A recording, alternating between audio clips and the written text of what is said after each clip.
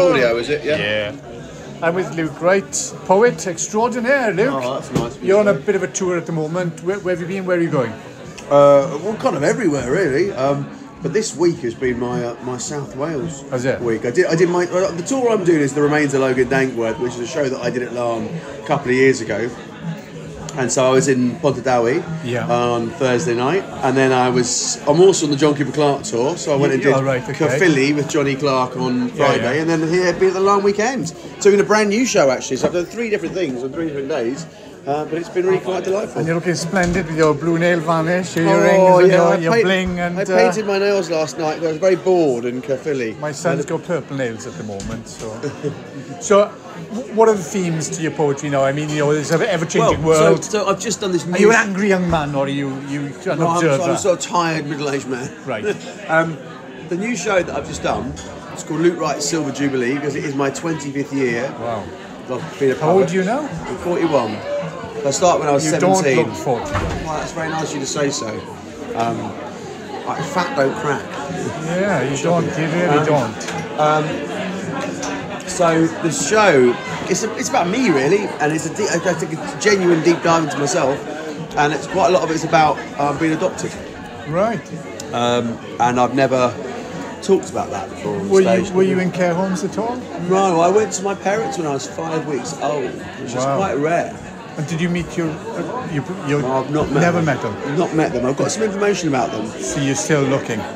I'm not looking. I can find them. I know exactly where they are. My dad got given up at birth, and he didn't find his mum until he was just over 70, but she died a week before. Oh, really? Yeah. So I don't want to be in that situation where I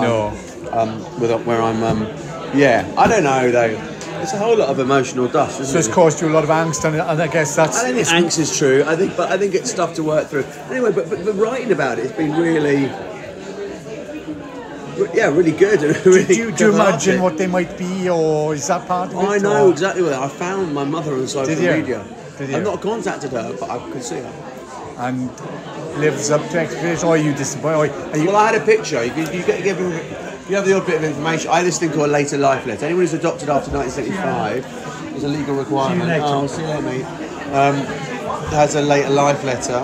Yeah. And it's just some information about your birth family. So I had a picture and some information. Anyway, I'm just starting that journey really. My wife's a social worker. Yeah. And one of the things she did when she was a frontline, she's got a different job now, but when she was a frontline social worker, she wrote these later life letters. It's quite. And that was kind of my way into it. It's by my wife really, and also I think because since I got married, I feel so much safer and. Yeah. So you always had that kind of looked after, so I feel ready to do the work, And so does that sort of really run through most of your work, or are there other avenues? At the moment, that's what I'm writing about. I mean, I've written about everything, everything on the sun, political stuff, funny stuff, silly stuff, all sorts of stuff. And even this show's got a nice range of material in it. But at the moment, I'm writing about my adoption. I'm writing about family life, so it's not all just adoption. It's it's some of it's it's about the family I grew up with. Who I consider to be my family. And do you ever get people coming out of the audience saying, "Wow, you've struck a chord there. I was adopted," and well, I've literally just done it for the first time today. That material, but I have already. And then I've heard 2 different people's adoption stories tonight.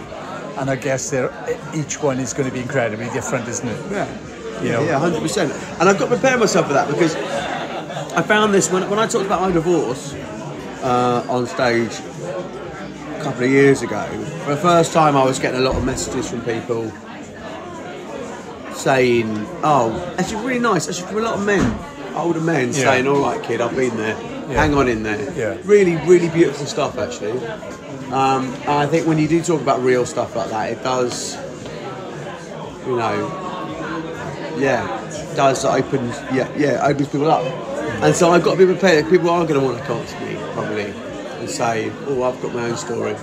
And it's really important to listen to people, and really enriching and important to listen to people as well. But sometimes it's an extra thing. You kind of rip yourself open on stage and talk about this stuff, and then you've got to go through the process of poetry is that. I mean, it can either be kind of like quite flowery, romantic, whatever, or a lot of it is soul searching. A lot of it is opening your heart and putting yourself on show. Yeah. It's you're in emotions. It's saying here is my open heart, and I'm trying to build a bridge between yours and mine. I mean, any kind of performance, theatre, songwriting, what have you. I was going to say, would you like to put any of it to music? Would you like somebody to pick it up? Not this stuff. I mean, I do. I'm in a band, so I put some stuff to music. So me and my mate Jim, we make songs. They're quite